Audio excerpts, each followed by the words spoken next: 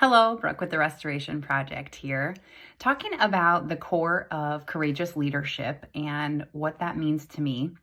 The first thing that comes to mind when I think about this connection, at the core of any courageous leader is the ability to be connected to themselves, know about themselves, and be very aware and have an intentional inner practice to be able to connect with themselves, so that then they can connect with others. At the core of courageous leadership is to be able to connect with their team, their colleagues, their partners, their clients, whomever that might be. We are an evolving landscape, and in order to really connect with ourselves and others, we have to have the capacity to connect emotionally. That really truly is a superpower that if we're not digging into that and uncovering and learning about that, it's going to be hard to be courageous in our leadership journey.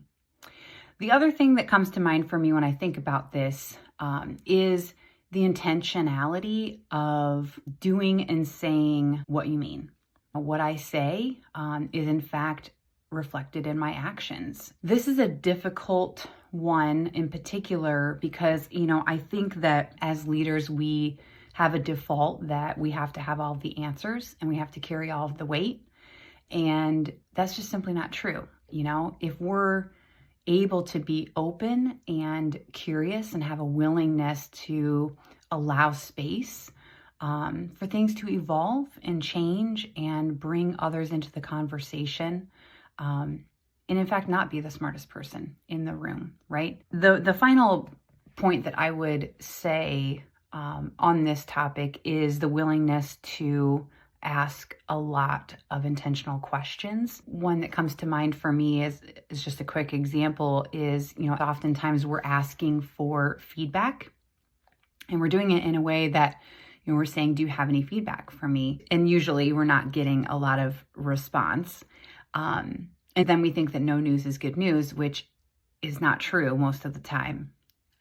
If we were able to ask the question, what could I be doing that would make it easier or more enjoyable to work with me?